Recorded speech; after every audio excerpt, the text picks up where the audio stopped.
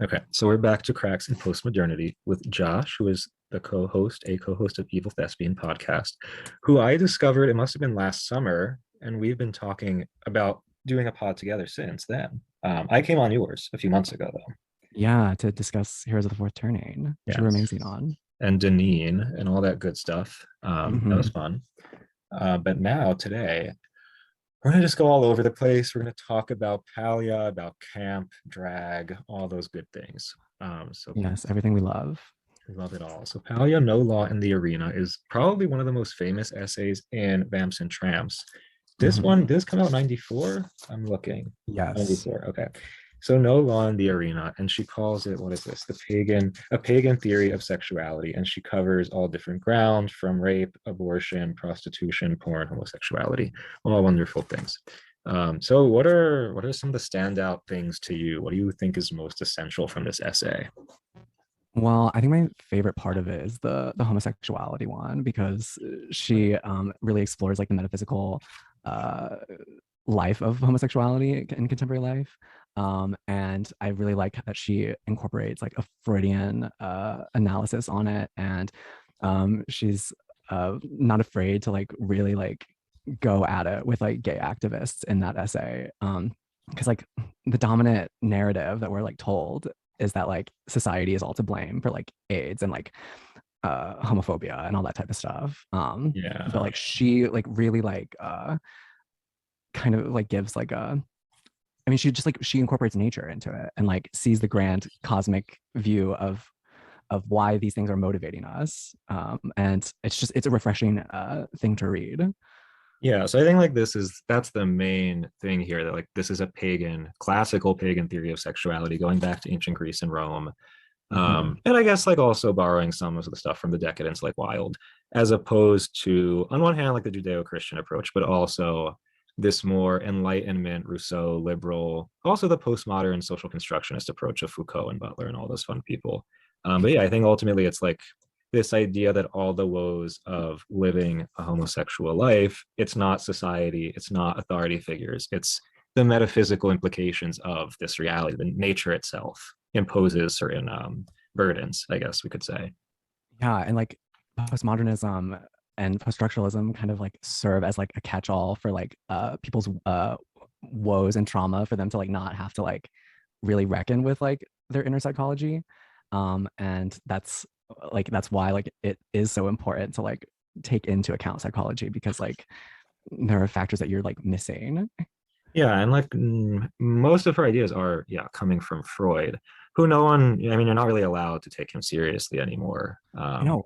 Well, even at my like, okay, I don't want to like dox where I work, but like, but let's just say Some like people, it's yeah, like, and it's a therapy environment, and they like just kind of look down on Freud. Like they think they say he's crazy, and like yes, he did like a lot of like wild things, sure. but he also like was able to like give something to people to ponder their inner psychology because like people are obsessed with like Maslow's hierarchy of needs, like that's like the dominant like basis of like a lot of contemporary psychology, it seems like. Yeah. But like you can like have all your needs taken care of and still like not like reach self-actualization, or like or like there are people who like don't have their needs all taken care of but like are still able to like fully like do something. Well, yeah, I mean, I think on one hand, like if you're going to take the pagan approach, there's always nature, which you're subject to, which is beyond your control. So, like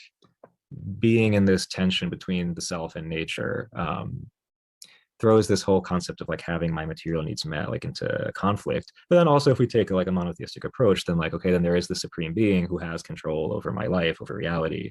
And yeah, like it's possible to have none of those needs met, but to experience some kind of like ontological fulfillment through that relationship. Um, or to just have all those things met, but then you still have this emptiness because again, there's that need for some higher salvation of some sort. Um, Exactly. but her main issues are with, I think, like so act up kind of gay activists right after Stonewall, and she draws this line of demarcation pre Stonewall, post Stonewall, because things were a little bit more like purely pagan back then. People were just like doing their thing, and then it becomes this whole issue about like we need the authorities to approve of us, to accept us, to protect us. But then the other big thing is the lesbian activist, who she really just cannot stand. There was some, I forget Me if it too. was, well, I'm not going to comment, but there was some, what website was it? And there was a headline and it said, Camille Paglia says, I can't talk to lesbians. They hate me and I hate them. I don't know. There's some headline. But yeah, so I that believe it. seems to be her big issue with like these two groups and like the shift before Stonewall and after. Right. Well, what's so interesting about pre-Stonewall culture, because I've been reading this book called The Rise and Fall of Gay Culture by Daniel Harris, and he talks about this, that like pre-Stonewall, when everything was underground, like camp sensibility was at its highest, Mhm. and the like adoration towards the diva, Yeah. and like Judy Garland, Exactly. and how like Judy Garland was kind of like an in thing for gay men to be able to like communicate with each other without saying like I am a gay Friends with man. Dorothy. Yeah. Yeah, exactly. And so that's why, like, when Stonewall happened, like, in recent years, people are like talking about how like, oh, it was a riot against the police. Mhm. But I think now that I've like learned about like how important Judy Garland was to like how gay men communicated with each other, like it's totally plausible to me that like gay men would lose their shit over that, that like, And she has a and like in the chapter police. on Judy Garland in this book. Oh yes, she does, because she Yeah. like is reviewing a book. The book, the biography. Yeah, about Judy Garland. Yeah. So And like she it's totally talks about plausible to her, me. yeah, but she talks about her as this kind of pagan idol. So you see again, it's like there's this shift from this metaphysical understanding of sexuality, nature, and viewing it with a particular meaning to this purely like materialistic bourgeois enlightenment view that it's like it's just the state has to create certain structures and then everything will be fine. Like the horrors of AIDS can be erased if the government can provide X, Y, and Z, which she's Right. saying is a delusion. Right. Well, and because like we tell young people that gay sex is natural, but like it's not, it's against nature. And so then, I can just imagine like if you're telling young people that like gay sex is natural, that they can just do it without having a condom, then like we can't be surprised if like we start seeing upticks in like AIDS case, like yeah, AIDS cases or HIV or like a Yeah. new kind of sexually transmitted disease that like we don't have a cure for. So Yeah, and like it's the obsession with normalcy. Like everyone wants to be normal now. And it's like, back when it was more of a decadent lifestyle, it was more this, going against nature.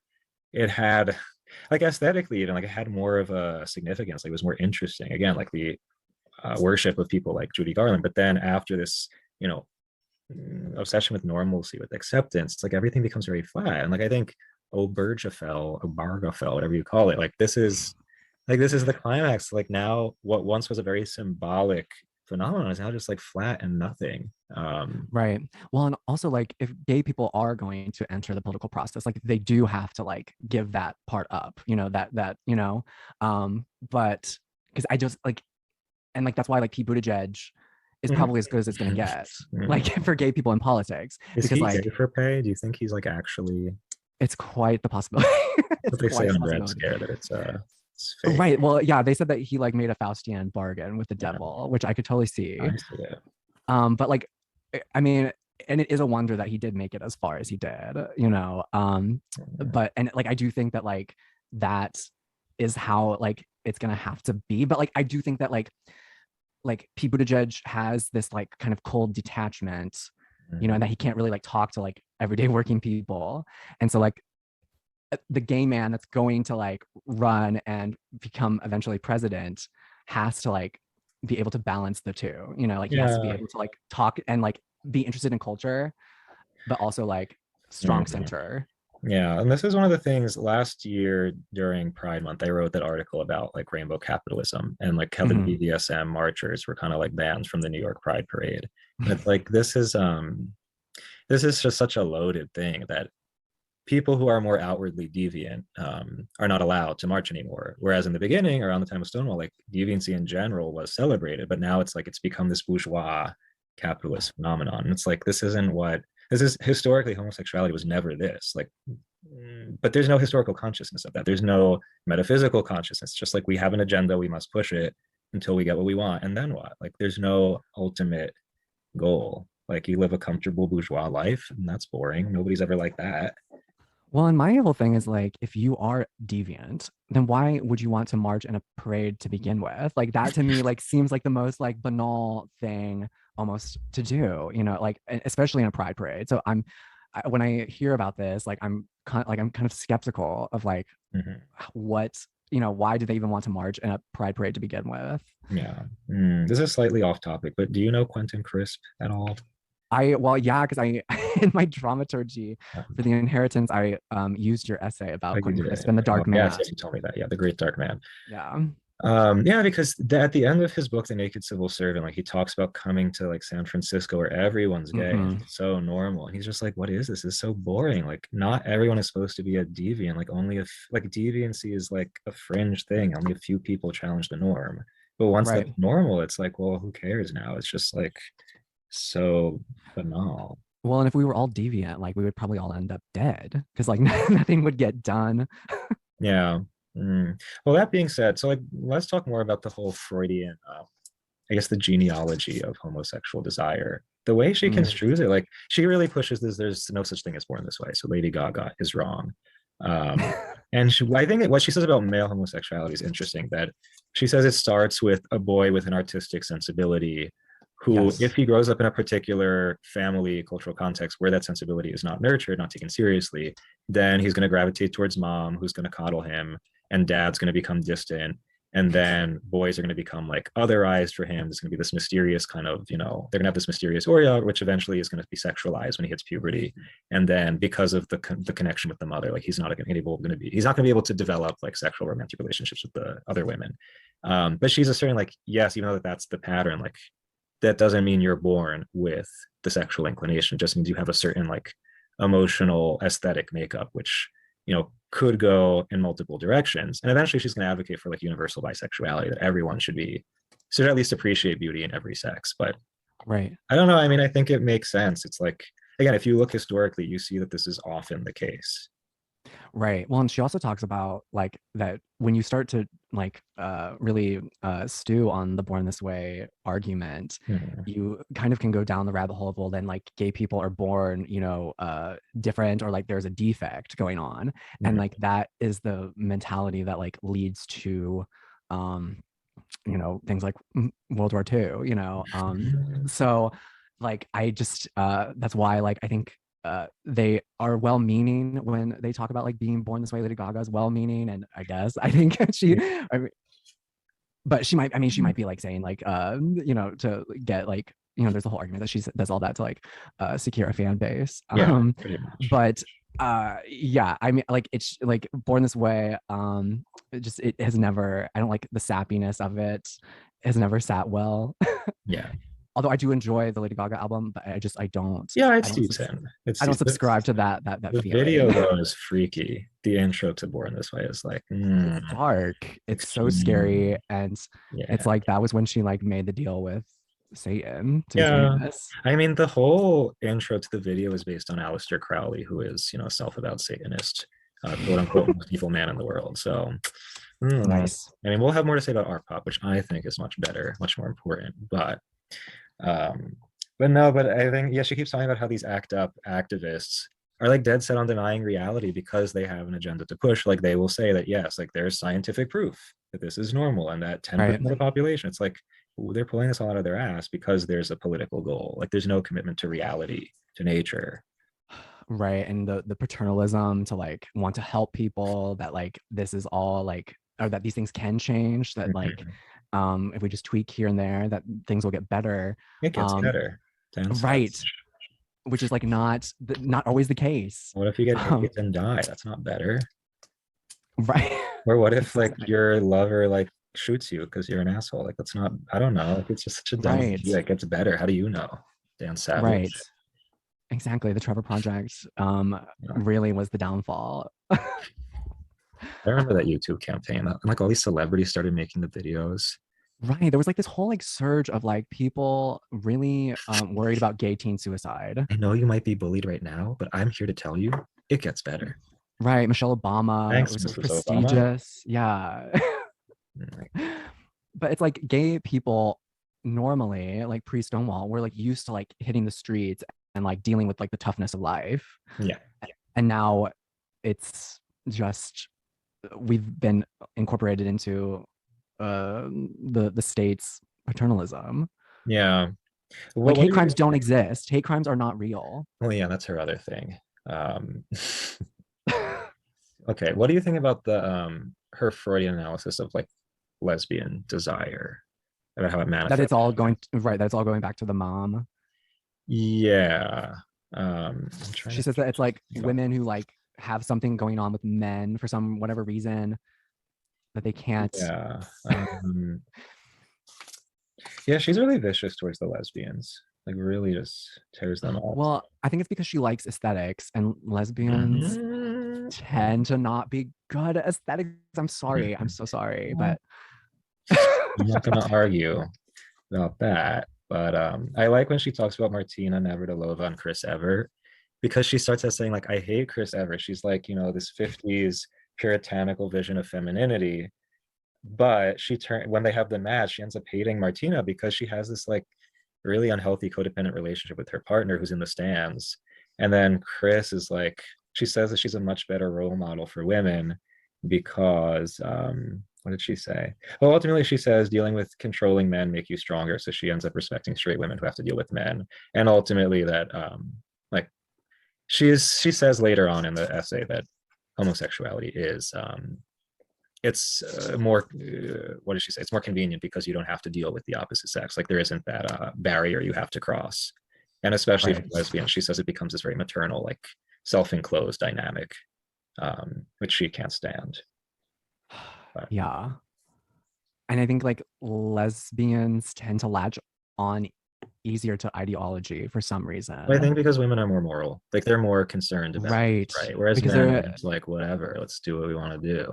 right. Because like they're women are the great mother, and the mother scolds and protects. Yes. And but even when you think about straight women, like it was women who were driving temperance in the US. Like it was women who had to with Right. alcohol. Like I think women are much more quick to latch on to moral causes than we are. Yeah. I Which can mean, be although yeah, you wouldn't know that though now with like human rights campaign gay men, because like I feel like they are like trying to appease the women, the mother, the great mother. right? That are they're trying to appease the women in their offices that they work with, it seems like. Mm, Whereas like yeah. gay men used to like be able to tear people apart, but women don't want, vicious, cruel commentary, but like that's what gay men are traditionally really good at.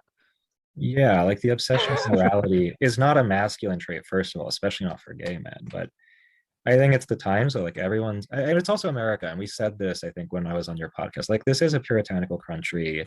The orientation to religion is extremely moralistic, unlike for like Catholics or pagans who are more interested in the metaphysical, the spiritual. Like for Puritans, like it's just all following a set of rules. So this is inevitable in the U.S. I think in Europe might be a different story or other parts of the world. But that being said, let's talk a little bit about the hags, who she in what chapter is this? I marked it in chapter whatever, there's no number, but My Brothers in Crime, she talks about these four guys from Bennington. I think she met them at Bennington or Yale. um are we allowed to say, I'm going to say fag hags if I get canceled, sorry, but it's all in a context, it's all in context. So she says women who consorted with gay men used to be called fag hags. The term is dismissively applied to a certain kind of hovering heterosexual mother figure disappointed in love, who indulged and coddled her charges and listened and worried without blaming or shaming. That wasn't me, blah blah blah. But yeah, she goes on to talk about her relationship with these men and how she like tries to embody their kind of persona. But yeah, I know you've done an episode and you've talked a lot about fag hags. Like, I'm interested from a psychological point of view. What do you make of this phenomenon? I mean, well, because there's so many ways that you can interpret the fat cat. Like a Mm-hmm. lot of like nowadays, it's a term of endearment Mm-hmm. usually, but like there's also a much darker perspective on it of a woman who is unsure of herself, that she like uses gay men to compensate for something psychological going on in her life. But then on the flip side of that, there's the definition of fag hag that's like, this is the person who like like is my confidant, and that I like woman who's my confidant, and like that I talk to all the time and like can confide in, and like who protects me, um and has like a very like maternalistic Mm-hmm. uh outlook on and for the gay man. Yeah, I mean, I think I see a distinction between the fag hag archetype and like the icon archetype. I know I've messaged you about this because I think there's more of a dependency on the woman's end when it's she's the hag, because it's usually that she's been unsuccessful with getting male attention, maybe rooted in parent issues, um, and feels like in her friend, she's able to get that male attention, but it's safe because he's not going to reject her. Right. Because there is no sexual dynamic on his end. But also it does become this kind of commodity fetish that like he's this fun little sassy guy to carry around. He's like a puppy and he can, comment on my clothes and tell me if I look good and can make witty jokes. And you see that a lot in pop culture, like in movies and TV, that like, yeah, like it's this commodity that's fun. But I do think, yeah, like there's this dependency on the woman's end. Whereas with the icon like Judy Garland, I think there's this part of me thinks there's like a repressed heterosexual desire there, that there's this fascination with the woman as other, because I mean by nature like she's other and there's something fascinating about her to a man, and perhaps it may not take on like a full-blown genital sexual dimension, but it's this recognition as woman as sign of this symbolic sacred other. And especially when there is this sense of like drama, this sense of tragedy in her story. So yeah, like she becomes this deific figure, but she's like already a fully embodied woman. Like she's not depending. I think then that's when Hmm. depending on partially this great mother figure, partially this like stunted sexual desire for the beautiful, deific woman. I don't know. That's my take.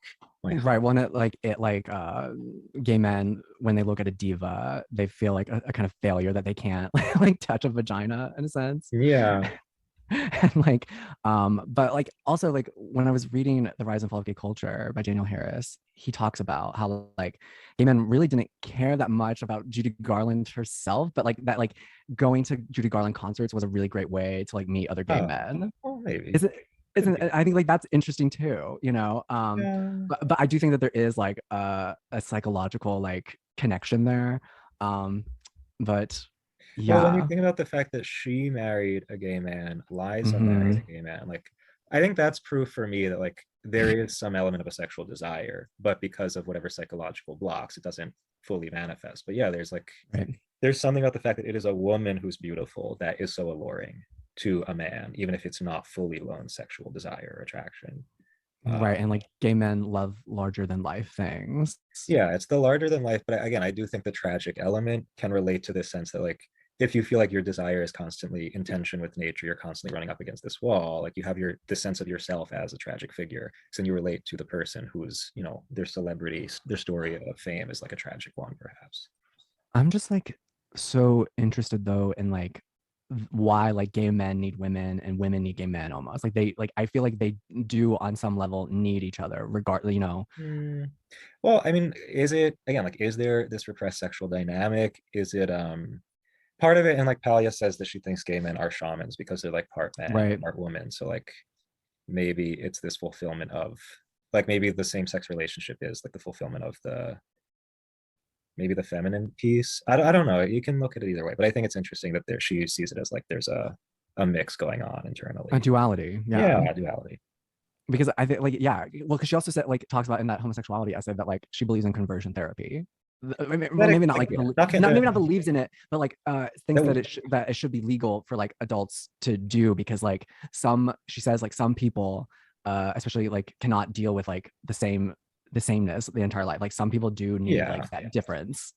I think her whole thing that like everyone should have some level of bisexuality. Like again, if you look historically, it's a pretty reasonable thing. Now to act on it, to be sleeping with people of both sex, maybe not. But like when you think of certain European cultures, especially like in Italy, like it's normal for like young kids to be affectionate with friends of the same sex. And maybe there's a Right. moment where it becomes sexual, but like it's a phase within your maturation. It's a phase of exploration that eventually perhaps you'll grow out of it. But like that's totally normal to have at least affection for people of the same sex. Whereas again, like in a puritanical context, it started out as like you must only like the opposite sex or else you're evil. And then it became like you must choose only one sex. And if you express desire for the one that you're not primarily interested in, then like you're not being true to yourself. It's like that's not really how desire works. Like, and I do think, yeah, like if you want to play with your desire, if you want to adjust it, yeah, like why not go for it? It's I don't know. Right. Well, I It's mean, the because puritanism that we're not allowed. she believes in like the defying of nature. And I think conversion therapy would really like play into that. But No. I also think like people would be more interested in bisexuality if like people who were like bisexual people were not so annoying. Well, I don't think there's such thing as like there's no bisexual identity. I think the experience of attraction to multiple people, like I think it's normal, but like I sleep with men and women, and I'm emotionally attracted to both. And I like that's just as an identity, I think it's the dumbest thing. Like, what is Oh, definitely. It's the way that like I think it's the way that like they've turned it into an identity and a political position almost, yeah, and it's all about like bi visibility, bi erasure. yeah. When I don't like know. I just don't understand why we buy into this category of sexual orientation. I mean, I'm gonna have somebody on later this week who wrote a lot about this concept of how like it's all purely social construct and not even a good one. mm, And I'm just like, whether you think it should exist or not, it's such a new concept and the foundations are very shaky. So I'm just like, why are we creating social structures around this category that might not even be real? We're obsessed with it. I'm like, they just invented this, what, 150 years ago? How can we know well, we can trust it? when people want to rush to identify with a group because like human beings love to be a part of a group, Yeah. and also like like having an identity to identify with allows you to not have to like uh, reckon with yourself, your true self. Well, and Paglia says that this is like a substitute for what religion, ethnicity, local community used to do. Like those used to be what constitutes someone's identity. Now it's these abstract categories, which are, again, not really rooted in reality that we cling to because a lot of people have nothing else to turn to. Exactly. Yeah. I mean, and she talks about it with like politics as well, of the left and right Left and right. dichotomy. Yeah, like Yeah. I don't know. But let's go to camp and drag. I want to hear you. So, like, yeah, I mean, we've both talked about camp a lot on our podcast. And I think, yeah, like a key aspect of camp, the camp sensibility is drag. So I'm interested in some of your hot takes on drag. I don't know if I have any hot takes necessarily, but um I've heard really good things about the latest season of RuPaul's Drag Race, despite what people how people are taking it in the on Twitter and such. I've heard really good things that it's actually very funny. But I love camp, and I think I love larger than life. I love the defiance. I don't like it when people make it to be like a tool. They say it's a tool for like challenging political authority. Mm, that's Judith Butler's spiel. We have no use for. By the way, I was re-listening to the episode of Red Scare where they tear apart Judith Butler's essay in The Guardian, and That's a good essay or a good episode. I mean, definitely not a good essay, but it's just such a pleasure to listen to like two rational people to shreds. She's atrocious. yeah. Well, and there's even a line in The Inheritance that talks about camp as a tool to like challenge political authority when like that's not it at all. And like I love drag queens that are politically incorrect, but I think like the mechanisms of drag race and like other things in the culture have made it difficult for drag queens to like be transgressive, or like maybe drag queens have lost sight of like what a drag queen is Mhm. almost Yeah. because it has been normalized. Yeah. So like when this drag queen story hour thing was a big topic, it made me think like I went back to Sontag's notes on camp. And it was also Mm-hmm. around the time when so the Met Gala had the camp theme and then the Metropolitan Museum had a camp exhibit, which I went to see. And I mean the historical background they gave at the exhibit was really helpful. But no, but I started to synthesize a lot of thoughts. And like I remember I saw a drag show once. No, I actually saw several. But my first reaction, and this is where I get canceled, but I'm just going to be honest, was that of disgust. I was like, what is happening? Like, this is a man dressed as a woman, but it's not even like, you know, that it's not a woman. He's not like, there's a clear difference between an M to F transgender and a drag queen. Mm-hmm. Because, like, this is what camp is. Camp is artifice. Like, you're presenting as this artificial version of femininity. You're not pretending to really be a woman. Like, you're being very transparent about the fact that this is not real, this is not true. So like there is this sense of disgust that like this is not a real woman, but it's presenting as a woman, but it's very glamorous, but it's also kind of ugly because he still has the body of a man. And I think this is the genius of it, that like it really throws off your sense of reality and like it allures Right. you while also repelling you at the same time. I know this is not me saying drag queens are disgusting human beings. That's not what I'm saying at all. I'm saying aesthetically, what the vibe it gives off is both fascination and disgust. And that's again, like camp is this joining of opposites, this paradoxical these paradoxical phenomena that like really provoke you to think like what is real and what is false, like what is natural and what is artificial. And then I started to think about like with Drag Queen Story Hour, it's like you're bringing this very symbolic figure into a publicly funded space with children. Symbolically, this space speaks of a very different reality. Like drag speaks of this underworld, this underground where like you're trying to Right. transgress the natural way, whereas like a publicly funded library with little kids like is the epitome of the status quo, of order, of nature. Why are you trying to bring them together? That's It's not so much that it's wrong, it just doesn't make sense. Like drag belongs in this murky, as Camille would say, the Chthonian underground.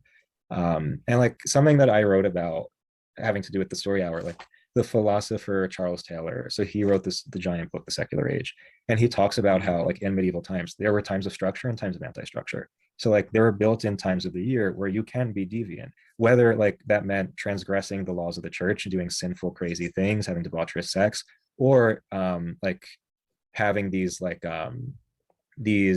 processions for the saints, having mystical ecstasies. Like the point is, there's time built in to not be normal, whether that's for God, whether it's for Satan. This is just part of the calendar. This is part of the culture. I think because of Puritanism, where everything's flattened out, like everything must be normal, everything must follow the rules.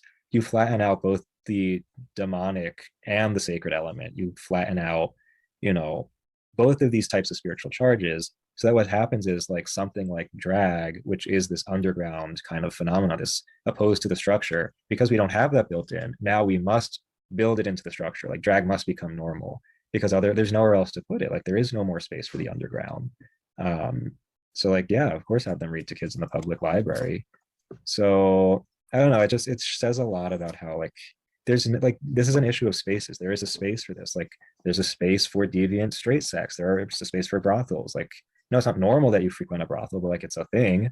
But now it's just like Right. I'm a sex worker. I'm a normal person. Like no, you're not. Like that's not normal. Sorry. Right. That's just a lot. But we're all just being absorbed into the gloop of it all. And like it's all losing meaning, which is why like you have to go postmodern and yeah, start putting things, trying to put things back together and seeing what happens. or you have to crack postmodernity. Yes. See, I solved it. But yeah, I mean, and I've always felt like with Drag Queen Story Hour that it was like really just for the parents to like show how progressive they are. Post on Instagram and Twitter. Yeah. But I mean, but also like there's something very, I mean, and Drag Queen talking to a child does feel very dark and murky. If I were a child, I mean that would be And that's why like those images are very fascinating to look at. But like you are right, there is a time and a place for everything. yeah. But like our culture is just everything's just getting absorbed into one monolithic culture that like is going to make no one happy. Yeah. But again, like I do think the genius of it, it's not so much that it's political, but it provokes a metaphysical question. Again, like what is artificial, what is natural, what is true from what is false. So like it does serve a valuable purpose, but in a particular context. Yeah. Right. And I like it when drag queens talk about it as like a kind of like mask that then reveals like the true self. Yeah. I think that's what camp is ultimately like, because Right. it's playing up what is false and artificial, and it's not lying, it's not pretending that's normal. Then it makes us like my whole thing is like it's like a film negative, like because it's a negative film strip is what is not true, but you're saying what it is. Then it makes you ask like, okay, then what is true? Like what is the reality? What is natural? Um, yeah, That's why like the pandemic and everybody's obsession with the mask was a real true revelation of who they really are. is who we are. Yeah. Do people wear masks over there still? No, thank God. We still have some people. Yeah, it really is like a cultural a virtue signal thing, whether you wear it or not. Like it's I think there are some people who are like have real health concerns, but most people are like want to show whether they're Democrats or Republicans. Exactly. Yeah. And it means nothing. Yeah. Okay, so what else is camp? I was gonna bring up reality TV, which I know you don't watch much of, but I think Paglia talks about Andy Cohen. She actually did an interview with him. The New York Times did an interview with the two of them, which is shocking. Yeah. The failing New York Times, but she loves Andy Cohen because I mean aesthetically she thinks the show is produced very well, but also like these archetypes of like women. But I do think there's something campy about reality TV in general, not just the Housewives, because you're presenting something as real, but it's obviously not real. But it makes you question, like, why are we so fascinated with this false depiction of reality, like this false depiction of everyday life? um the deceptiveness, like, I don't know. I think if you watch reality TV unironically because like you're really entertained, I think that's really dangerous and fucked up. But if you watch it ironically or as like as anthropological research, like it's fascinating that we create this false version of reality. Well, and doesn't Paglia say that like one of the reasons why she loves the Real Housewives is because it truly shows women at their most truest self? Yeah. Yeah. So I think like when you watch it that way, it's super important. I grew up, my parents were constantly watching reality TV and I like had an unhealthy like enjoyment out of it because I didn't really think about like, okay, but this is all staged, this is scripted, and it's supposed to provoke me to think about what is reality, what is life.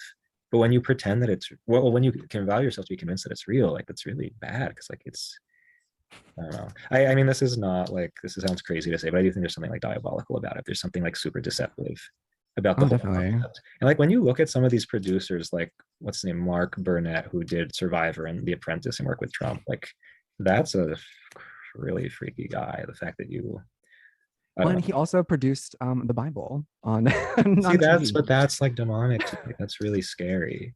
But it shows you that there's a metaphysical charge, though. Like whether it's demonic or sacred, like there's this is why I think reality TV is.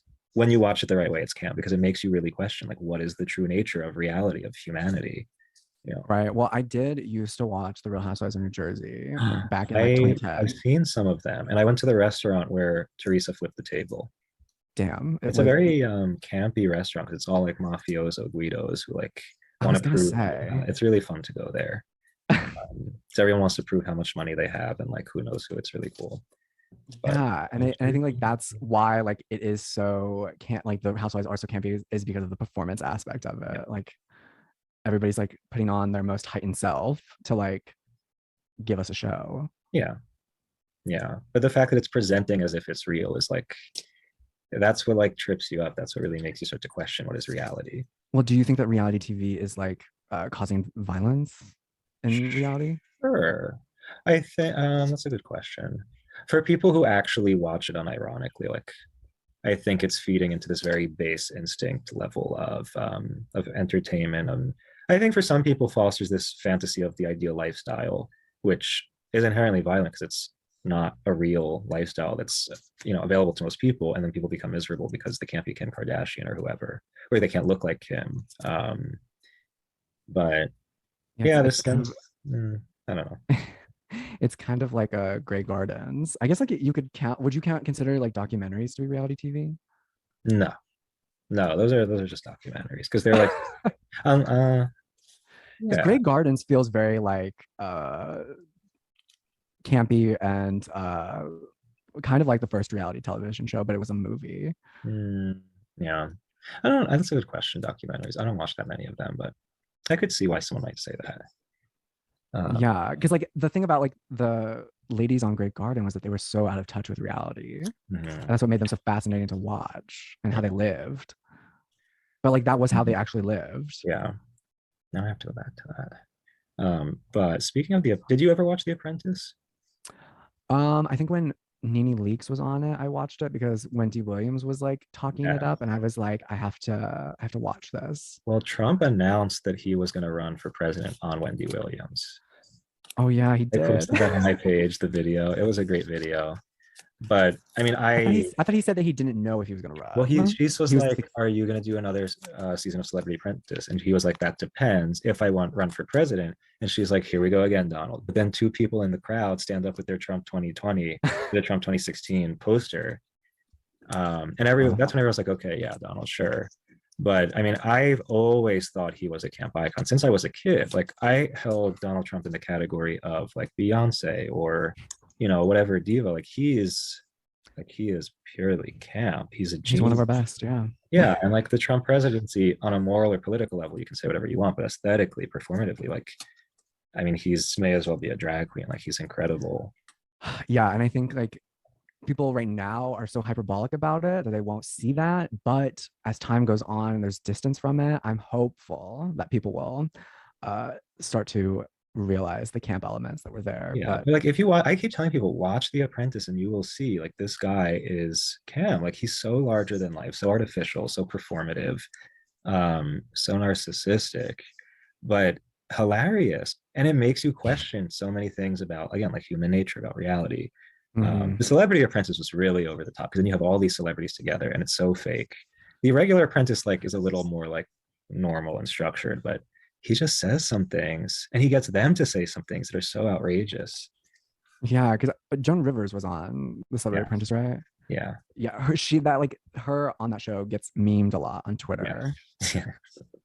I think the best was when you had Star Jones, Dionne Warwick, and what's her name? Nene Leakes, wasn't it? Nene all together.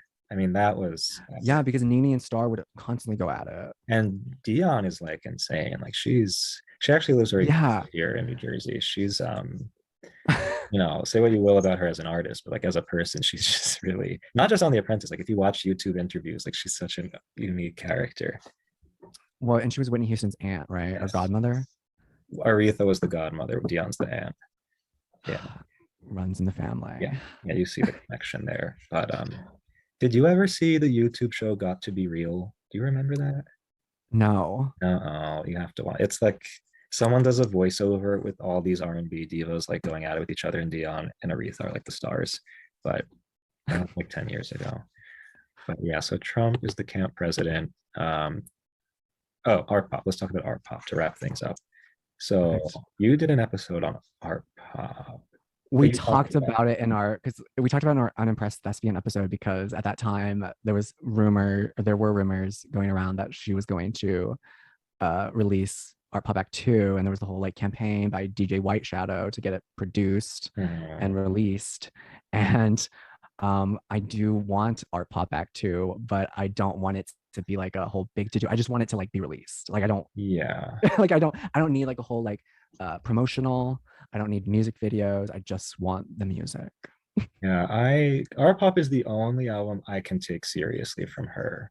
Like the others I find, mildly entertaining dance music, sure, but in terms of the messages, every all the other stuff for me is just so fake and like pointless. Like this is when you see her for her true colors. Like she's not trying to be like, I'm an advocate and I'm a freak, I'm a little monster. I'm for all the people who are missing, like shut up with the political shit and just show us that like you are this like artificial machine-made creature who like speaks to this generation, who's embodies everything this generation is. Like this was Paglia's point about her versus Madonna.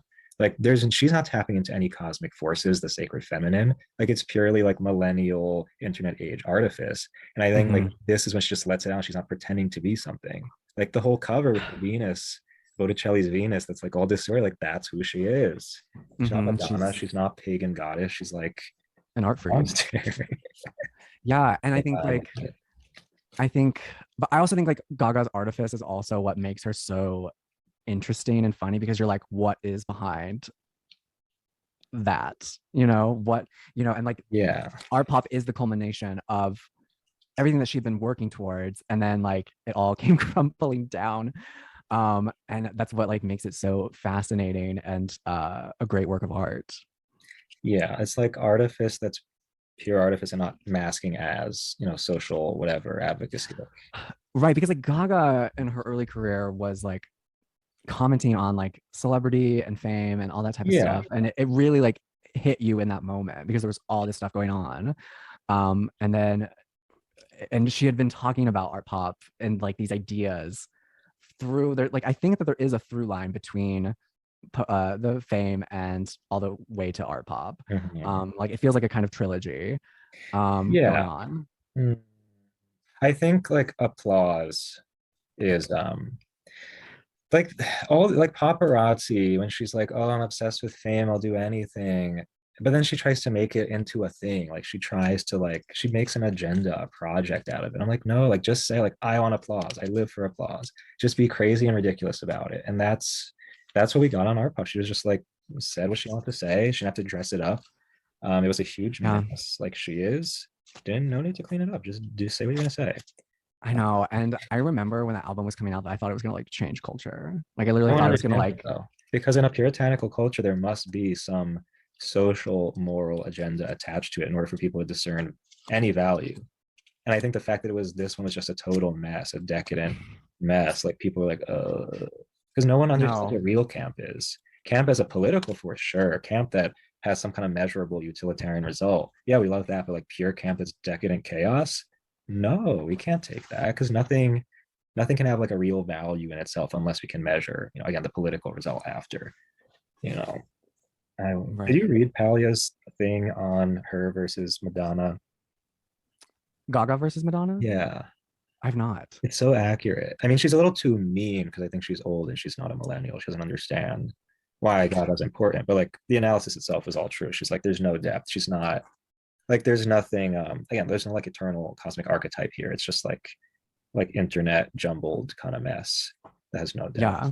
But that's But I think like important though. That has value. exactly. Yeah. Like I think like Gaga we will look back on that and be like, and how it like fits into our society. I think we'll look back on it and be able to like uh be freaked out by like what was going on and like how technology like really took over everything and the how the self had to be kind of marketed in a way. Do you remember what MIA the rapper said about Gaga? I do not. I'm looking it up because I have to read this. She said, um, okay, so this was back in 2010. MIA said she models herself on Grace Jones and Madonna, but the music sounds like 20-year-old Ibiza music. She's not progressive. She's a good mimic. She sounds more like me than I fucking do. And then apparently she tried to make up with Gaga by inviting her to have tea and cake in London. Um, and then they did. Oh, they did meet up. So they smoothed things out, but it's still true. Exactly. I'm going to the Chromatica ball in August and Okay. I'm very excited about it So we'll because see. Chromatica is like her Vox Lux in many ways. And I think like it's so crazy. And I can't wait to dance to Rain on Me. And I hope it does rain on me as I'm at the concert. Full experience. Uh, I don't think I've ever seen her. I've seen her 3 times in concert, and the first concert that I saw her at was the Monster Ball tour, and that was like the best night of my life, because I was like a closeted gay boy, and to hear her sing "Boys, Boys, Boys" with all those men on the stage was a great moment for me in my life, and I and I was sitting there with my parents. Oh, that's cute. That's nice. So I also really like Joanne, and I think like Joanne is I don't know, like I think Joanne like is uh one of her like top albums. I know a lot of like non-Gaga Little Monster people who respect it. Yeah. I I think don't. I like never listen to it honestly, but